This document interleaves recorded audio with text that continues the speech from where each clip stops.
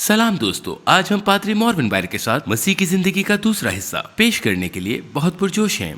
पादरी मॉर्विन बायर हमें यीशु मसीह की जिंदगी और हम में उसकी जिंदगी के बारे में तालीम दे रहे हैं। अगर आप नए सिरे से पैदा हुए हैं, अगर आप मसीही हैं, तो यीशु मसीह ने अपनी जिंदगी आप में रखी है और जो तालीम आप देखने वाले हैं, हम उसके लिए बहुत पुरजोश हैं और बहुत मुबारक हैं, क्योंकि यीशु मसीह ने अपनी जिंदगी हम में रखी है।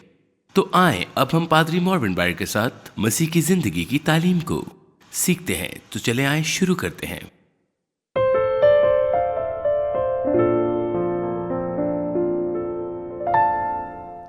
लूका की अंजील उसका दूसरा बाब उसकी 41 से 50वीं आयत में आपको यीशु मसीह की कहानी और फसह का मौका याद है, जब वो 12 साल का था और उस वक्त उसके वालिदैन घर के वापसी के सफर में थे, याद है?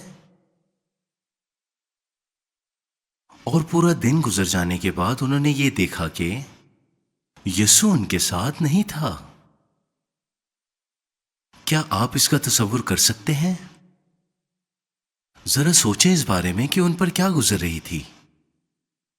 उन दिनों सकाफत और माशरा और माहौल इतना महफूज था कि मरियम और यूसुफ ये जानते हुए कि वो मसीह है और ये जानते हुए कि वो उसकी हिफाजत और उसकी जिम्मेदार हैं, फिर भी वो पूरे दिन के सफर पर जाते हैं और यीशु के साथ पूरे दिन के सफर पर और यीशु मसीह के साथ। और वो इस वक्त ये नहीं जानते कि वो कहाँ हैं, लेकिन उन्हें ये मुकम्मल तौर पर यकीन था कि वो महफूज है। यकीनी तौर पर, क्या आपको नहीं लगता? जाहिर है उनको ये तसल्ली थी कि वो महफूज था। अगर आज के दौर में वालिदैन ऐसा करें तो आपके बच्चे महफूज नहीं हैं, और दर हकीकत इस दौर में कोई महफूज नहीं।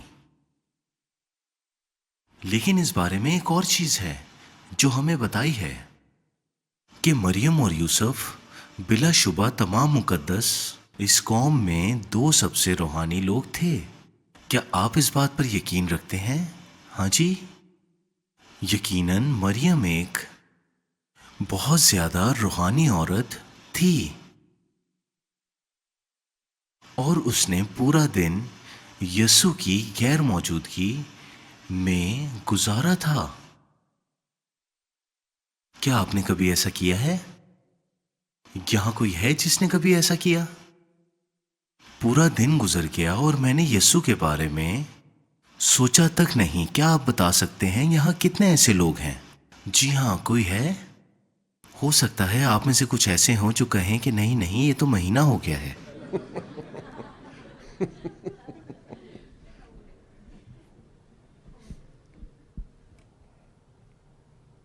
ये एक आम गलती है।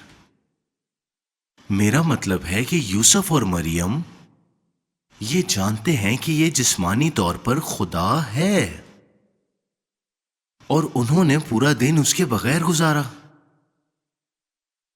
नाकाबिल फहम। और हम भी ऐसा ही करते हैं। और फिर वो वापस चले गए और 3 दिन तक उसे ढूंढते रहे। ये ऐसा है जैसे गजलो गजलात में है कि हम उसके साथ रहने पर बहुत मसरूर हैं, लेकिन फिर वो अपनी मौजूदगी वापस ले लेता है और हमें परेशानी और गम के साथ ढूंढना है। जब तक हम उसे तलाश नहीं कर लें, हमें उसे ढूंढते रहना है। और आखिरकार उन्होंने उसे हैकल में 12 साल की उम्र में इस्राएल के अजीम ज़हीनों को तालीम देते हुए ढूंढ लिया। और उन्होंने ये कहा कि आप हमारे साथ ऐसा क्यों करते हैं? और फिर यीशु उनसे ये कहता है कि मैं अपने बाप के काम से मुतलिक हूं, अपने बाप का काम कर रहा हूं। आप तसव्वुर कर सकते हैं कि मरियम पर क्या असर पड़ा होगा कि बाप के काम का मतलब कि ये आपके वालिदैन की हैसियत से आपका इख्तिताम है, क्योंकि हम देख रहे हैं कि आप अब अपनी वजारत शुरू करने जा रहे हैं, यानी यीशु की खिदमत का आगाज। हैकल क्या है? عبادت گاہ میں دعا کا گھر، یہ ہمارے باپ کا کام ہے، اور اس کے باپ کے کام کا دوسرا پہلو کلام کی بات کرنا ہے۔ اس کا منہ پہلے ہی تیز تلوار کی مانند ہے، اور وہ حیران کر دینے والا کلام بولتا رہا۔ آمین۔ وہ جب اپنے منہ سے کلام کرتا تو وہ چیر دیتا، کیونکہ اس کے منہ سے کلام تلوار کی مانند نکلتا ہے۔ یہ ہمارے باپ کا کام ہے۔ رسولوں کے اعمال اس کے 6 باب اور اس کی 4 آیات میں بتاتے ہیں، لیکن ہم تو دعا اور کلام کی خدمت میں مشغول رہیں گے۔ آمین۔ اور یہ وہی ہے جس کے لیے انہوں نے اپنے آپ کو دیا۔ جی ہاں، یہی وجہ تھی۔ اے خدا، میں اپنے آپ کو اس کے لیے دینا چاہتا ہوں۔ کیا یہاں کوئی میرے ساتھ شامل ہونا چاہتا ہے تاکہ اپنے آپ کو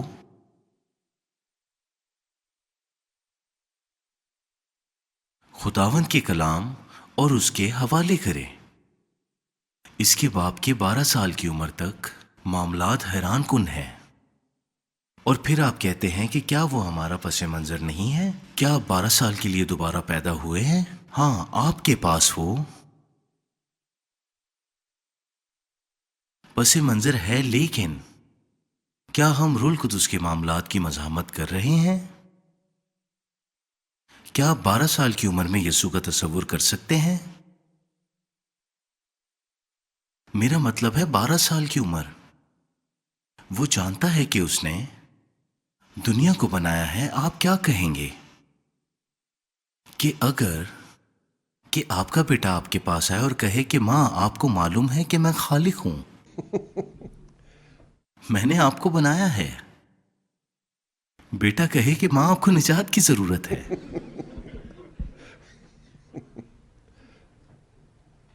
وہ کہے کہ ماں، آپ کو فخر ہونا چاہیے، آپ کا بیٹا خالق ہے۔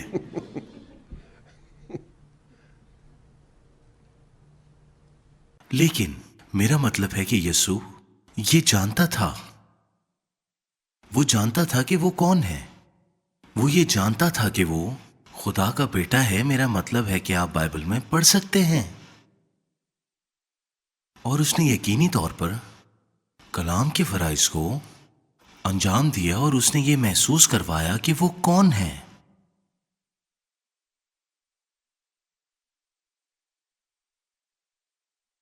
اچھی بات یہ ہے کہ ہماری فخر کے ساتھ یہ جنگ نہیں۔ جی ہاں، ٹھیک ہے، لیکن وہ اپنے مکاشفہ کے ساتھ عاجز تھا، اور جو کچھ اس نے دکھ اٹھائے اس سے عطائیت سیکھی۔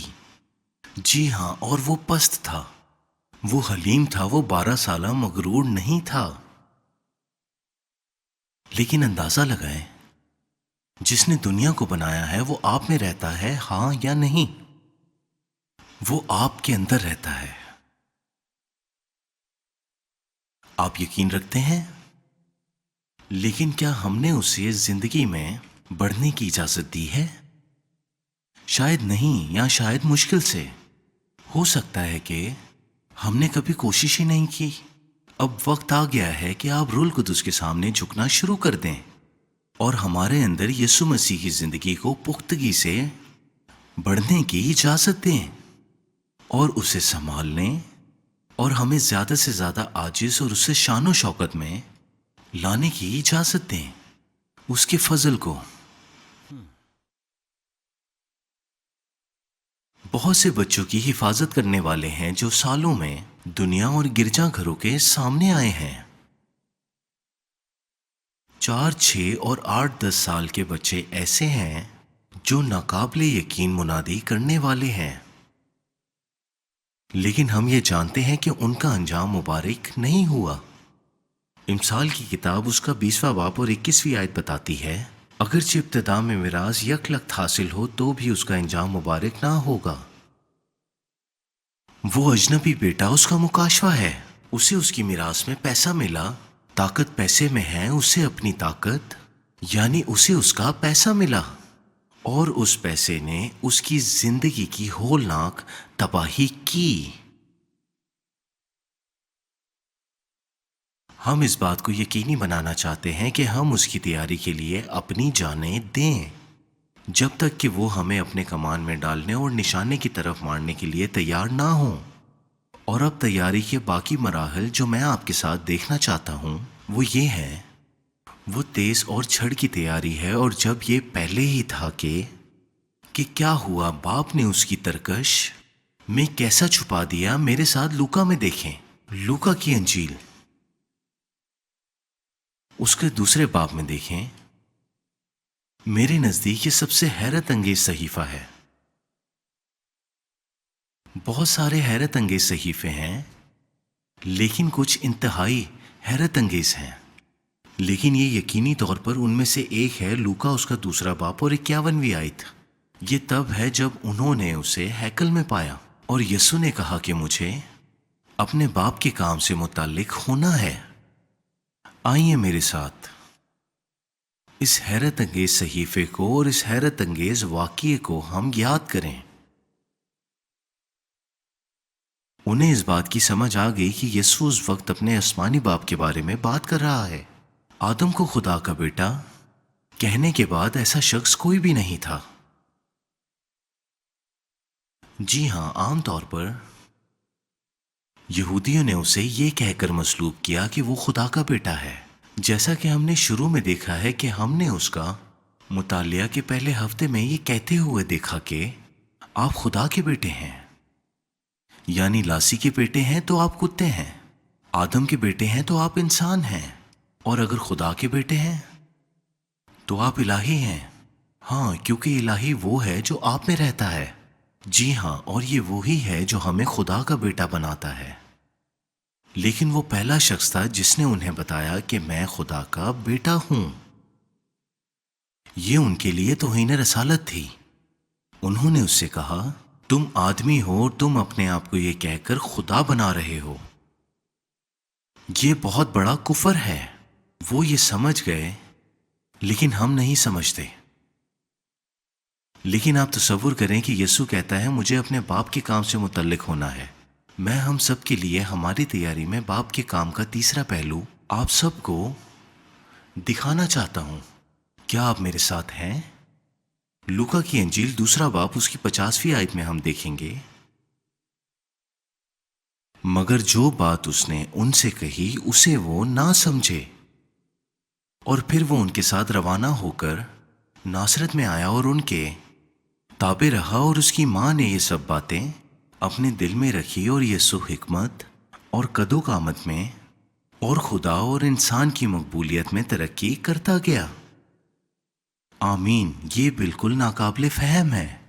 دنیا کا خالق اور وہ جانتا تھا، اور وہ واپس ناصرت چلا جاتا ہے، اور پھر 18 سال تک وہ مریم اور یوسف کے تابع ہو جاتا ہے۔ جی ہاں، بالکل یہ ناقابل یقین ہے۔ کیا یہ سچ میں ناقابل یقین بات ہے؟ کیا آپ سب اس بات کا تصور کر سکتے ہیں کہ وہ اتنا سب کچھ جاننے کے باوجود بھی 18 سال تک مریم اور یوسف کے تابع رہا؟ مجھے لگتا ہے کہ وہ ان سے زیادہ جانتا ہوگا جتنا وہ جانتے تھے۔ کیا آپ کو لگتا ہے؟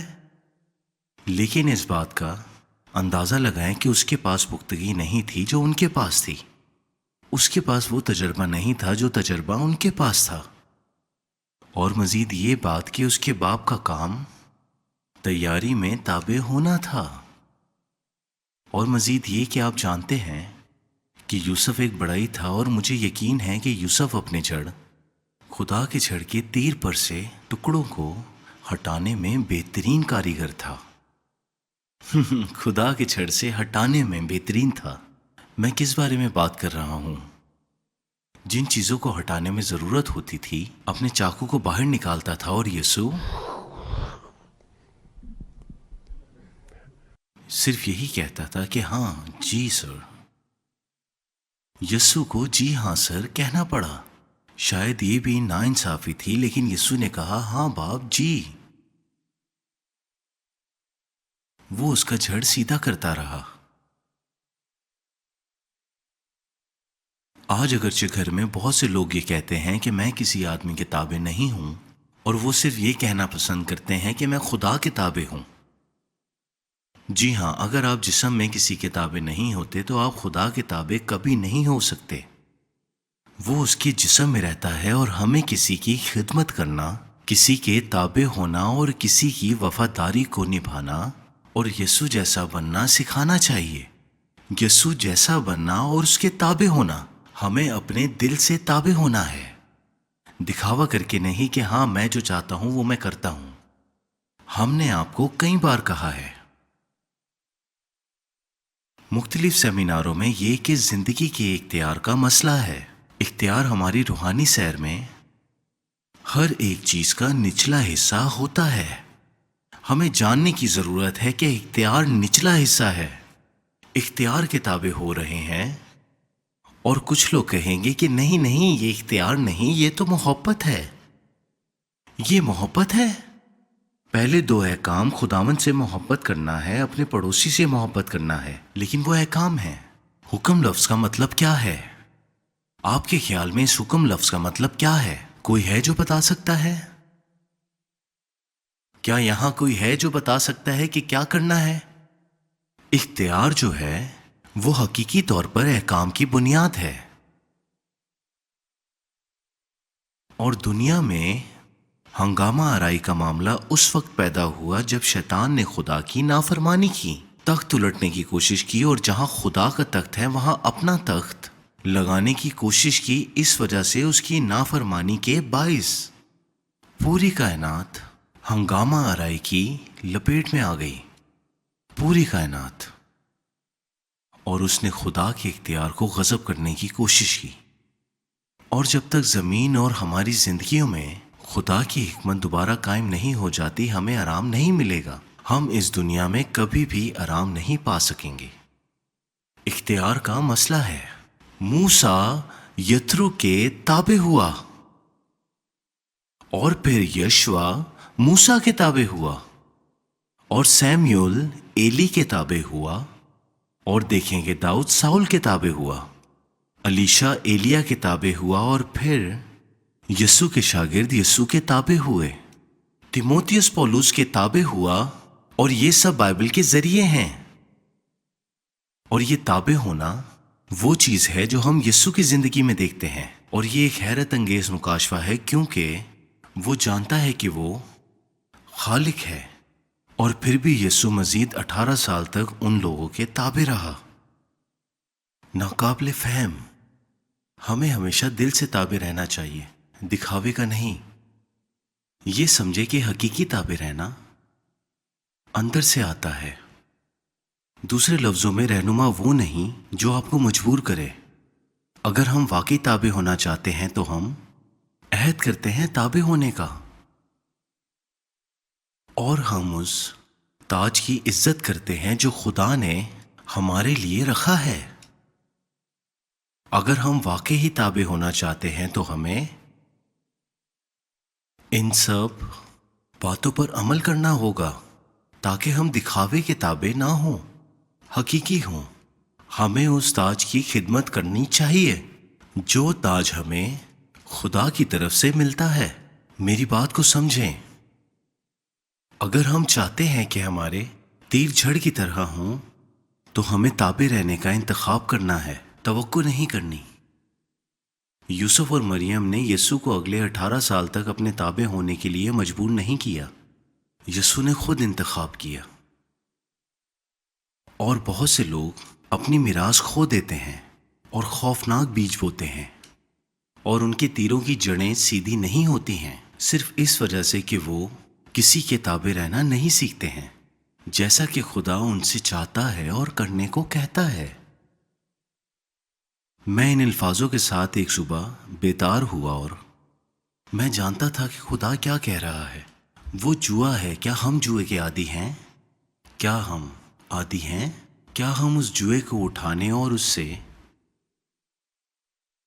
تابع داری سیکھنے کے عادی ہیں؟ کیا ہم سیکھنا چاہتے ہیں عاجزی کو، تابع داری کو؟ سالوں سے میں نے بائبل اسکول کے طلباءوں کو خبردار کیا ہے کہ اپنے گرجا گھروں میں واپس آتے وقت محتاط رہیں۔ میں نے ان سے کہا اور یہ سچ ہے کہ شاید آپ کے پاس اپنے پادری سے زیادہ علم ہو، لیکن آپ کے پادری کے پاس آپ سے زیادہ پختگی اور تجربہ ہے اور آپ کو اس کے تابع ہونے کے لیے بلایا گیا ہے۔ جی ہاں، اور یہاں بھی کچھ ایسا ہے کہ میرے خیال سے یسوع مسیح یہاں مریم اور یوسف سے کچھ زیادہ جانتا تھا، اور وہ شاید وہاں عبادت گاہ میں جو اس وقت ربی تھے ان سے تھوڑا زیادہ جانتا تھا، لیکن اس نے اس وقت اپنے اختیار یا عہدے کو استعمال نہیں کیا۔ اور ہم میں سے اکثر لوگوں کو یہ امید رکھنی چاہیے کہ ہم اپنے رہنما کی طرف جس راستے پر چل پڑیں اس سے ہمیں کبھی فضل ضرور ملے گا۔ کیا آپ سمجھ رہے ہیں؟ مجھے لگتا ہے کہ شاید مجھے زیادہ نہیں کہنا چاہیے، بلکہ مجھے بہت کچھ کہنا چاہیے۔ ہم میں سے بہت سے لوگوں کو امید کرنی چاہیے۔ آئیے دیکھتے ہیں عبرانیوں کی کتاب 13واں باب اس کی 17ویں آیت۔ اپنے پیشواؤں کے فرما بردار اور تابع رہو، کیونکہ وہ تمہاری روحوں کے فائدے کے لیے ان کی طرح جاگتے رہتے ہیں۔ خدا نے انہیں وہ بلاوا اور وہ ذمہ داری دی ہے، اور کوئی بھی اسے غضب نہیں کر سکتا۔ آپ اسے صرف اس لیے نہیں لے سکتے کیونکہ آپ کو شاید مزید نظریے کا علم ہو، اور آپ کو شاید کچھ صحیفوں کے سوالوں کی سمجھ ہو جو وہ نہیں رکھتے۔ عبرانیوں 5واں باب اور اس کی 8ویں آیت۔ جیسا کہ ہم نے سیکھا کہ جھڑ کو کمان کے لیے تیار کرنا، ویسا ہی یہاں لکھا ہے کہ اس نے دکھ اٹھا اٹھا کر فرما برداری سیکھی، عبرانیوں کی کتاب میں۔ آمین۔ زبور 34 اس کی 19ویں آیت۔ اس آیت کا ایک نوٹ بنا لیں۔ صادق کی مصیبتیں بہت ہیں، لیکن خداوند اس کو ان سب سے رہائی بخشتا ہے۔ خداوند ان سب سے ان کو رہائی بخشتا ہے، اور یہ خدا کا کلام ہے۔ آمین۔ آپ میں سے کتنے لوگوں نے یہ سنا ہے کہ ہمیں دکھ نہیں اٹھانا چاہیے؟ آپ نے امن، طاقت اور خوشحالی کا نظریہ سنا ہے، یہ کہ مسیحیوں کو تکلیف اٹھانے کی ضرورت نہیں ہے۔ کتنے لوگوں نے یہ سنا ہے کہ ہمارے لیے دکھ اٹھانے کی کوئی وجہ نہیں ہے، کیونکہ یسوع نے ہمارے لیے سب کچھ سہا۔ ایک منٹ رکیے۔ کیا آپ جانتے ہیں کہ زبور جو ہے وہ نئے عہد نامہ کا حصہ ہے؟ کیا یہاں کوئی جانتا ہے کہ زبور نئے عہد نامہ کا حصہ ہے؟ میں نے کبھی نہیں دیکھا، شاید ایک موجود ہو، لیکن میں نے کبھی کوئی چھوٹی بائبل نہیں دیکھی جو صرف نیا عہد نامہ ہی ہو، جس میں زبور کی عام طور پر مثال نہیں ہو۔ میں نے ایسا کبھی نہیں دیکھا، اور اس لیے میں کیوں کہہ سکتا ہوں کہ زبور نئے عہد نامہ کا حصہ ہے؟ پولس رسول نے یہ کہا۔ اس نے افسیوں کی کتاب 5واں باب پر اس کی 18ویں سے 20ویں آیت میں یہ کہا ہے کہ زبور گاؤ، کیا تمہیں گیت گاؤ گے اور دوسری زندگی گزارو گے؟ منافق ہوگا، یعنی تم منافق ہو۔ جی ہاں، آپ منافق ہو۔ نہیں، ہمیں زبور گانا ہے اور اس کو جینا ہے، اور اس لیے ہمیں یہاں بتایا گیا ہے، جیسا کہ ہم نے پڑھا، کہ صادق کی مصیبتیں بہت ہیں، اور مسیح کے جسم کے بہت سے حصے کہتے ہیں کہ نہیں، اگر آپ دکھ اٹھا رہے ہیں تو اس کی وجہ یہ ہے کہ آپ کی زندگی میں گناہ ہے، یا آپ کے پاس ایمان نہیں، آپ کمزور ہیں۔ بائبل کہتی ہے کہ اگر آپ دکھ نہیں اٹھا رہے تو شاید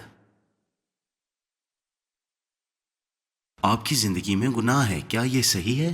آپ کو کیا لگتا ہے کہ میں غلط تشریح کر رہا ہوں؟ صادق کی مصیبتیں بہت ہیں، گناہ گاروں کی نہیں۔ زبور 73 ہمیں بتاتا ہے کہ بہت سے گناہ گاروں کو کبھی بھی کوئی گناہ نہیں اٹھانا پڑتا، اور وہ فکر کی زنجیروں میں جکڑے ہوئے اپنی زندگی کا خاتمہ کر دیتے ہیں۔ یہ ہولناک ہے۔ اگر ہم کبھی بھی دکھ نہیں اٹھاتے، اور میرا مطلب ہر وقت نہیں ہے، خدا اس طرح کام نہیں کرتا ہے۔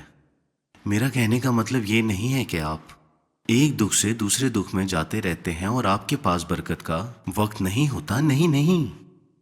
لیکن اگر آپ کی زندگی میں کبھی کوئی دکھ، کبھی کوئی آزمائش یا کوئی مشکل نہ آئے تو آپ کو خدا سے پوچھنے کی ضرورت ہے کہ کیا میں صادق ہوں؟ کیونکہ خداوند آپ نے کہا ہے اور آپ کے کلام میں لکھا ہے کہ صادق کی مصیبتیں بہت ہیں۔ آمین۔ اور وہ کہتے ہیں کہ شیطان کی طرف سے ہے، لیکن ایک منٹ، مکاشفہ اس کا 22واں باب اور دوسری آیت میں لکھا ہے کہ ہمیشہ کے لیے زندگی کے درخت کے پتے قوموں کی شفا کے لیے ہوں گے۔ یہ مکاشفہ میں لکھا ہے۔ اگر آپ نے انسان کے لیے خدا کے منصوبے کا کورس حاصل نہیں کیا ہے تو آپ میں سے کچھ لوگ شاید یہ نہ سمجھیں، لیکن جن لوگوں نے انسان کے لیے خدا کے منصوبے کو سمجھ لیا ہے وہ اس بات کو سمجھتے ہیں کہ قوموں کو شفا کی کیوں ضرورت ہے، نہ کہ مسیح کی دلہن کو شفا کی ضرورت ہے، نہ کہ جلالی مقدس کو شفا کی ضرورت ہے، بلکہ یہاں لکھا ہے کہ قوموں کو شفا کی ضرورت ہے۔ آپ سمجھ رہے ہیں؟ اور زندگی کے درخت کے پتے اقوام کی شفا کے لیے ہیں، اس لیے نہیں کہ انہیں شفا کی ضرورت ہے، انہیں ضرورت ہے۔ آپ کو نہیں لگتا یا آپ کو لگتا ہے؟ یہ ابدیت ہے۔ مکاشفہ اس کا 22واں باب، اس کا شیطان سے کوئی تعلق نہیں ہے۔ بیماری شیطان کی طرف سے آ سکتی ہے، یہ سچ ہے، لیکن اکثر ایسا نہیں ہوتا۔ آئیے میرے ساتھ عبرانیوں کی کتاب اور اس کے 11ویں باب میں دیکھیں۔ واضح لکھا ہے کہ ایماندار آدمی دکھ کو اٹھاتے ہیں، لیکن یہ پرانے عہد نامے کے ایمانداروں کا ذکر ہے۔ عبرانیوں 12ویں باب میں لکھا ہے کہ ہمارے پاس ایمانداروں کا وہ بادل ہے، لیکن گواہ ہمیں کیا بتا رہے ہیں کہ ہمیں اس طرز زندگی کو قبول نہیں کرنا چاہیے۔ نہیں، بالکل نہیں۔ وہ گواہوں کے بادل ہیں جو ہمیں راستہ دکھاتے ہیں۔ آمین۔ عبرانیوں اس کا 12واں باب اور 8ویں آیت ہمیں بتاتی ہے کہ خدا اگر ہمیں بیٹے کے طور پر قبول کرتا ہے تو ہم نظم و ضبط میں رہیں گے، اور اگر آپ کسی نظم و ضبط کا سامنا نہیں کر رہے ہیں تو آپ کو کہنا چاہیے کہ خداون، کیا میں سچا بیٹا ہوں؟ کچھ عرصے پہلے ایک پادری کو اپنی زندگی میں گناہ کی وجہ سے اپنا گرجا گھر چھوڑنا پڑا۔ اس کا رویہ اور مجھ سے اس کی باتیں سنی، ظاہر ہے کہ یہ ایک سخت مرحلہ تھا، لیکن اس کے درمیان میں اس نے کہا، میں خوش ہوں کیونکہ اب میں جانتا ہوں کہ میں ایک سچا بیٹا کہلانے کے لائق ہوں۔ میں فکر مند تھا، میرا مطلب ہے کہ وہ جانتا تھا کہ وہ کیا کر رہا ہے اور کیا جی رہا ہے، اور فکر مند تھا کہ میں ایک حقیقی بیٹا نہیں تھا کیونکہ کوئی نظم و ضبط نہیں آ رہا تھا۔ وہ کہتا ہے کہ میں خوش ہوں کیونکہ میں جانتا ہوں کہ خدا مجھے ایک سچے بیٹے کے طور پر قبول کر رہا ہے۔ یہ صحیح رویہ ہے، بالکل صحیح رویہ۔ آپ کیا کہتے ہیں اس رویے کے بارے میں؟ کبھی دکھ نہیں اٹھایا، او ہو، تو اس کا صاف صاف یہ مطلب ہے کہ آپ صادق نہیں ہیں، شاید آپ سچے بیٹے نہیں ہیں، اور شاید یسوع کے نقش قدم پر نہیں چل رہے۔ یہ بات آپ کو جاننے کی ضرورت ہے۔ تمام قسم کے حوالے موجود ہے، جو کوئی بھی یہ مانتا ہے کہ آپ کو دکھ اٹھانا نہیں چاہیے، انہیں ان کی متصادم کرنی ہوگی۔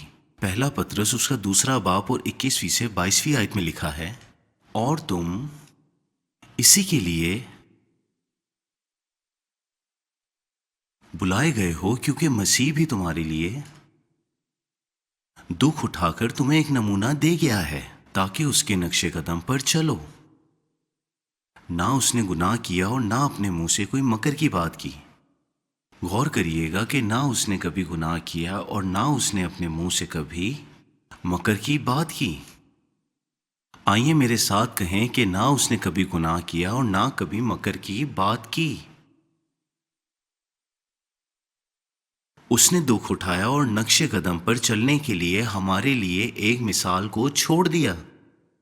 مجھے یاد ہے کہ میں ایک نوجوان سے ملا تھا جو کہ ہبرون کے کسی گرجا گھر کا حصہ نہیں تھا، لیکن ہم نے بات کرنا شروع کی۔ وہ ایک مسیحی تھا اور اس نے کہا کہ تم جانتے ہو کہ میں بات کر رہا تھا کہ خداوند ہمیں یسوع جیسا بنانا چاہتا ہے، وہ چاہتا ہے۔ اور پھر جب میں نے دکھ اٹھانے کی بات کی تو اس نے کہا نہیں نہیں، ہمیں کوئی دکھ اٹھانا نہیں پڑے گا کیونکہ یسوع نے ہمارے لیے دکھ اٹھا لیے۔ میں نے کہا آپ یسوع جیسا کیسے بننا چاہتے ہیں؟ صرف طاقت اور جلال میں؟ کیا آپ کوئی دکھ نہیں اٹھانا چاہتے؟ پطرس کا کہنا ہے کہ وہ مثال ہے اور پطرس اس کے نقش قدم پر چل رہا ہے۔ دوسرا تموتیس اس کا دوسرا باب اور 12ویں آیت کہتی ہے اگر ہم دکھ سہیں گے تو اس کے ساتھ بادشاہی بھی کریں گے۔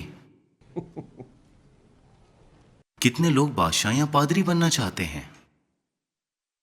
بہت زیادہ نہیں۔ کیا آپ خدا کو بتانا چاہتے ہیں کہ آپ بادشاہ یا پادری بننا چاہتے ہیں؟ اپنا ہاتھ اٹھا کر مجھے اس بات کا جواب دیں۔ یہاں کوئی بھی ہمیشہ کے لیے بادشاہ یا پادری بننا چاہتا ہے؟ اگر ہم دکھ سہیں گے تو اس کے ساتھ بادشاہی بھی کریں گے۔ مجھے ایک بزرگ بھائی لارنس کا شعبہ ہے۔ آپ میں سے کتنے لوگوں نے بھائی لارنس کے بارے میں پڑھا ہے؟ لیکن وہ ایک راہب تھا جس نے خدا کی تلاش کی تھی، اور ظاہر ہے کہ وہ نئے سرے سے پیدا ہوا تھا، یعنی وہ بپتسمہ یافتہ تھا۔ اور کیا آپ اس بارے میں جانتے ہیں کہ بھائی لارنس روز دعا کرتے تھے؟ کیا آپ کو یاد ہے؟ وہ کہتے تھے کہ خدا مجھے آج تیرے لیے دکھ اٹھانے دے۔ میرا خیال ہے کہ بھائی لارنس کو معلوم تھا کہ وہ کیا کہہ رہے ہیں کہ اگر میں دکھ اٹھاتا ہوں تو میں بادشاہی کروں گا۔ اگر میں دکھ اٹھاؤں اور اگر میں آج اپنی صلیب کو اٹھاؤں تو میں بادشاہی کروں گا۔ ظاہر ہے کچھ لوگوں نے اسے نہیں دیکھا، لیکن یہ سچ ہے۔ ہر بار جب ہم صلیب اٹھاتے ہیں تو ایک نئی زندگی نکلتی ہے۔ 10 سال بعد نہیں بلکہ آج کسی نہ کسی طریقے سے آپ کی نئی زندگی نکلے گی۔ آمین۔ اور میں اس سیشن کو خدا کے دکھ اٹھانے کے حوالے سے ختم کرنا چاہوں گا۔ یہ ہماری زندگی کے دکھ میں استحکام لاتا ہے۔ پہلا پطرس اس کا 5واں باب اور اس کی 10ویں آیت۔ آئیے میرے ساتھ اس آیت کا تصور کریں۔ اب خدا جو ہر طرح کے فضل کا چشمہ ہے، جس نے تم کو مسیح میں اپنے ابدی جلال کے لیے بلایا، تمہاری تھوڑی مدت تک دکھ اٹھانے کے بعد آپ ہی تمہیں کامل اور قائم اور مضبوط کرے گا۔ پہلا پطرس 5واں باب اور 10ویں آیت۔ دکھ اٹھانا نہ صرف ہمیں مکمل کرتا ہے، کیونکہ پطرس نے اس کے 4 باب میں کہا ہے کہ جس نے جسم کے اعتبار سے دکھ اٹھایا اس نے گناہ سے فراغت پائی، بلکہ یہ ہمیں قائم کرتا ہے، یہ ہمیں مضبوط کرتا ہے۔ جب ہم فلپائن میں رہتے تھے، بائبل اسکول کی جائیداد کے ساحل پر 5 یا 6 یا 7 درخت ہوا کرتے تھے، اور یہ بڑے درخت، یعنی کہ میں بڑے درخت کے بارے میں بات کر رہا ہوں اصلی کے، ان میں سے کچھ بہت سارے درخت ایسے تھے جو نیچے کی طرف پڑے تھے کہ آپ اصل میں تنے پر چڑھ سکتے ہیں اور اس کے اوپر جانے سے پہلے آپ تنے پر چل سکتے ہیں، اور وہ نیچے سیدھے پڑے تھے۔ اور آپ جانتے ہیں کہ میں نے ایک طویل عرصے تک کیا سوچا تھا کہ میں واقعی ہی پیچھے سے آنے والے تیز طوفانوں سے ٹکرا گئے ہوں گے جس نے انہیں اڑا دیا۔ تیزی سے آنے والے طوفانوں سے منطقی نہیں، وہ اڑ رہے تھے، لیکن مجھے وہاں چند سال رہنے کے بعد اس بات کا احساس ہوا، ایک منٹ رکیے، اس سمت سے نہ کبھی کوئی آندھی اور نہ کبھی تیز طوفان آتا ہے، کیونکہ یہاں ہمارے پیچھے جب میں نے غور کیا تو بہت کم فاصلہ تھا۔ یہاں 9000 فٹ پہاڑ تھے اور پہاڑ سے ایسا موسم کبھی نہیں آتا تھا۔ موسم اور طوفان ہمیشہ سامنے کے سمندر سے آتے تھے، اور ان تمام بڑے درختوں نے یہ سیکھا تھا کہ طوفانوں سے کیسے بچنا ہے۔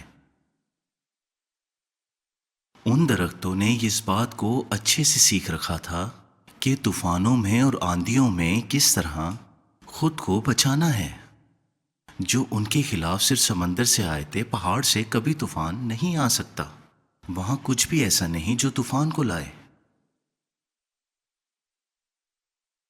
انہوں نے یہ خدا کی فطرت سے سیکھا تھا کہ اگر وہ زندہ رہنا چاہتے ہیں تو انہیں تیز ہوا اور طوفان کے سامنے جھکنا ہوگا، اور جب سمندر میں جتنی تیز ہوا آتی ہے وہ اتنا ہی نیچے جھک جاتے ہیں۔ آخر کار درخت کے اوپر جانے کے لیے ان کے تنے کافی فٹ نیچے کی طرف تھے۔ دکھ اٹھانا ہمیں قائم کرے گا۔ ہمیں دکھ اٹھانا سیکھنا چاہیے، یہ ہمیں مضبوط بنائے گا۔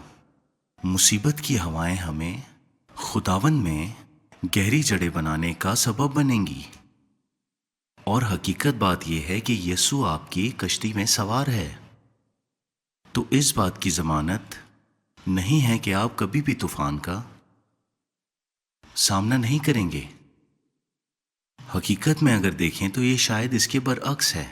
آپ کچھ چیزوں سے گزر سکتے ہیں تاکہ جب آپ مدد کے لیے چیخ رہے ہوں تو وہ کر سکے، اور آپ کو اس وقت ایسا لگے گا کہ آپ ختم ہو گئے ہیں، اور اس وقت وہ کہے گا کہ تمہارا ایمان کہاں ہے؟ تم کیوں بھروسہ نہیں کر رہے؟ کیا تم نہیں جانتے کہ میں تمہارے ساتھ ہوں؟ کیا تم نہیں جانتے کہ تمہاری کشتی میں ہوں؟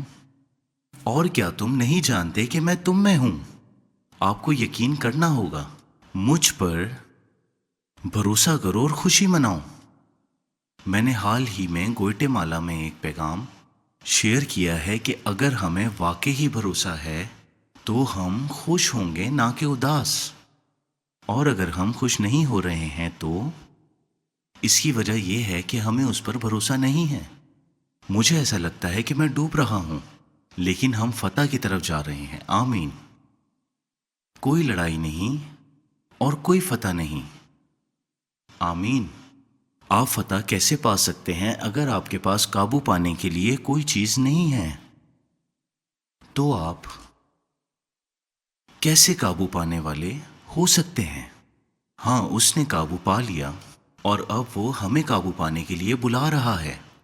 اے خدا، ہمیں اپنی لڑائیوں اور آزمائشوں، مصیبتوں اور پریشانیوں میں خوش رہنے کی توفیق عطا فرما۔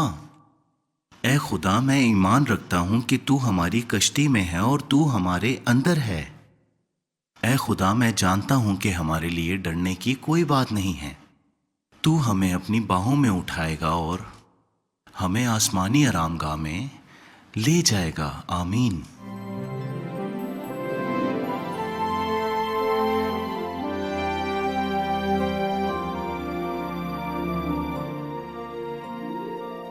آج کے لیے ہمارے پاس اتنا ہی وقت ہے، لیکن مستقبل کی نشریات کے لیے ہم آہنگ رہیں گے، کیونکہ ہم پادری مورون بائر کے ساتھ مسیح کی زندگی کے بارے میں سیکھتے رہیں گے۔